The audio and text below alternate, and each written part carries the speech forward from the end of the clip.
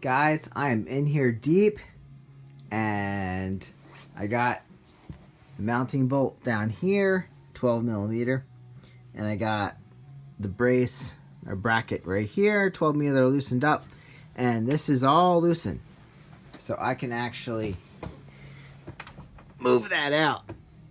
But I need to disconnect the servo, and I already took that apart, so I'm in there. But there is no way in the world I'm gonna straighten this out. Sorry. There's no way I'm gonna straighten this out. I've tried hitting it with a hammer. I mean, short of like hitching a car up to this, there's no way I'm gonna get this straightened out. So I think the only option I have is to cut these off with a saw to get these off, because there are 10 millimeter bolts on the back of this. But even if I get them off, this is not going to loosen up. So I think I'm going to have to cut these off so that we can put on the brand new, used, beautiful headers. So I think that's what we're going to do. There's no saving these anyway. So that's what I'm going to have to do. Cut off the headers. I hate mangling any parts. But I think that's all I can do. Like, that is pinched that there's no air going through there. There's no way you're going to save that. And that one, a little bit. And that one, a little less. And this one probably could still flow some air, but not great. So that's what we're going to have to do. Cut them off, make them trash, and be done with it. So that's what I think we're going to do. Sorry guys, can't save these parts. So, oh well. Alright everybody. Well, as painful as it was to take a Sawzall, there's evidence. Take a Sawzall to the CBR. We now have the exhaust off. Now, I'm going to have to vacuum up all these shavings because we do not want any metal shavings getting into the engine, which I do see some in there. That's not good for anything. No. Basically, it would probably just come out, but we don't want that anywhere near the engine. So, I had to cut off these tubes, and then I had to cut off a little bit more because some of the studs didn't even clear after I got to that point. So there's the exhaust tips. Got them all off. Now, if I can save these collars, I will. I'm sure I can. But let's give you a shot of the replacement part here. All 4 collars are on there, so we won't have any trouble installing this one.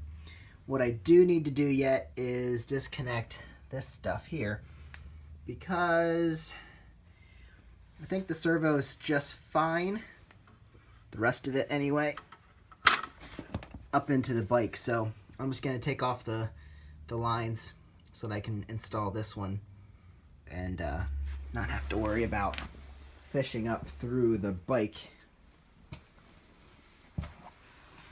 As you can see, this is off. All I have to do is install that onto the new one. So that's where I'm at right now. And yeah, got them cut off. Quick update here. Hopefully you don't have to ever deal with this. But if you are trying to get metal shavings out of anywhere, tight spot really, make sure you get a little, this is just a screwdriver. I think this was a snap-on. I have a few around, but make sure you have a small magnet that you can get in there and collect all these metal shavings. I tried vacuuming it out, and some came out, but not great. Then I tried a bigger magnet and it just wasn't getting it. So if you just have a little magnet, you can basically just collect all the metal shavings that you want. I'm not too worried about the ones that are outside of the engine, but the ones inside, I definitely want to pull out. So that's what I did. I was able to collect a bunch on the magnet. So we're getting there. As we get close to reinstalling, or should I say installing, the decent exhaust system. Look at that. Nothing's crimped or busted up. I think this is probably a good time to route these lines for the servo. And they're pretty easy to figure out. This one has this mount point here, and that just slides over there. And you tighten down this nut here, right around the housing. And then this one slides into here, and then this guy slides into this hole. So I'm going to put those in there in their proper spots before I get it all lined up. So I have all kinds of room to work with. So that'll be pretty easy since it's loose. And then I'll get that tightened down here. And then basically we have the mounting bolt that goes through here to there, to there. And then we got to fit it into the exhaust pipe and then tighten that down with a 12 millimeter. This bolt down here is also a 12 millimeter. And of course we have to line up the headers on the engine, and I have to find the rest of the nuts and bolts. But I have a few. There are two down there that actually have the nuts already on. So that'll hold it in place for now anyway. All right, I'm gonna go ahead and do that. Look at that. That's how they're supposed to look. All right. Just to keep you guys along, 10 millimeter nuts here. Theirs are tightened down. You can see how that wraps around to here. That wraps around to here. I believe this opens a valve in here. I don't know a lot about it. I'll have to study up on it. But I think that's what's happening. Over there I have the full system. We can look at that later. But some sort of electronical thing that opens up, runs a motor that moves these cables. And I believe it probably is for emissions, I'm going to assume. And then it opens a valve in there, lets more air flow, I would assume. So correct me if I'm wrong, but we just have this cover to put on it now.